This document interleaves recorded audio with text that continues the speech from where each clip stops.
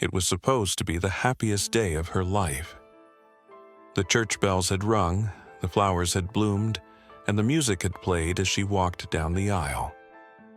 But when she looked out at the crowd, one chair remained empty, the chair reserved for her mother. Emily tried to push down the ache in her chest. Maybe her mother, Maria, would arrive late. Maybe she had been caught in traffic. But the ceremony came and went, the reception followed, and still, her mother never showed. Later that evening, Emily's heart hardened into anger. Her mother had chosen work over her daughter's wedding. After all the sacrifices Emily had made to support her family growing up. After all the nights she remembered her mom staying up late just to keep food on the table. None of it seemed to matter now. A week later, unable to bear the unanswered questions, Emily went to her mother's workplace, a large corporate building downtown.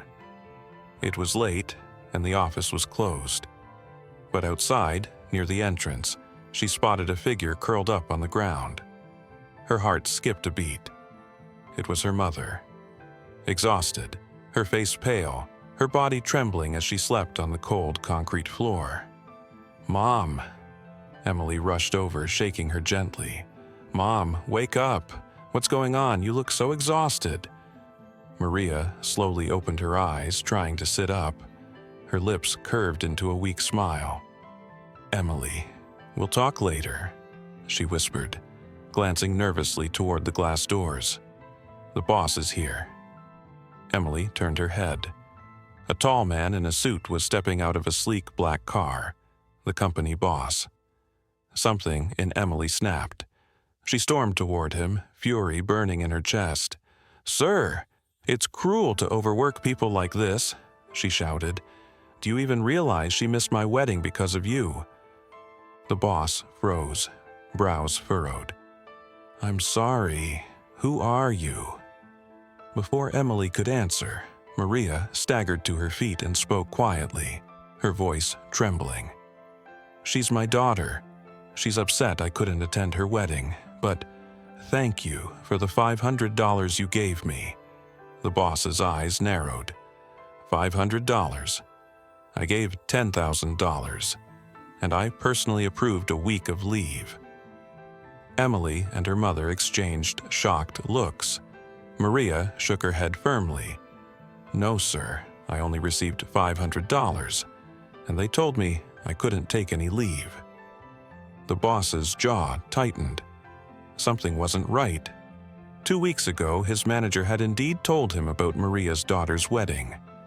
Wanting to reward Maria for her years of service, the boss had written a check for $10,000 and ordered a full week off. So why was she here, drained, unpaid, and broken? The boss suddenly realized the truth. Someone had stolen the money. But who? The manager, his assistant, or both? Wait until you hear what happened next. This twist will leave you stunned. The boss immediately called the manager and the assistant into his office. Both men entered nervously, clearly unprepared for what was coming. "Did you give the money to Maria?" the boss demanded.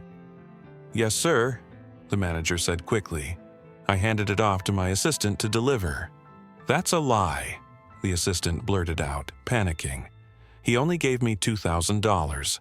I swear I passed $500 to Maria and kept nothing for myself." The boss's eyes narrowed. "And what happened to the remaining $8,000? The manager cleared his throat, eyes darting around the room. I used it for office renovations, sir." "How was I supposed to know the money wasn't mine to use?" Emily gasped. Maria clenched her daughter's hand, devastated. The boss turned slowly, his voice sharp as steel. "So this is how you repay loyalty? By stealing from the people who work the hardest? By robbing the poor and overworking them while I take the blame?" The room fell silent. Both the manager and assistant squirmed under his piercing glare. "Our company cannot move forward with thieves like you," the boss declared firmly. "You're both fired, effective immediately. Leave before I call the police." The color drained from their faces. Without another word, the manager and assistant scurried out, their careers destroyed. Emily's mother broke into tears. For the first time in years, she felt seen and respected. The boss turned to her and gently placed a hand on her shoulder. "Maria, I trusted them and they betrayed us both. But from now on, you won't suffer like this again. You've given this company your life, and it's time we honor that properly."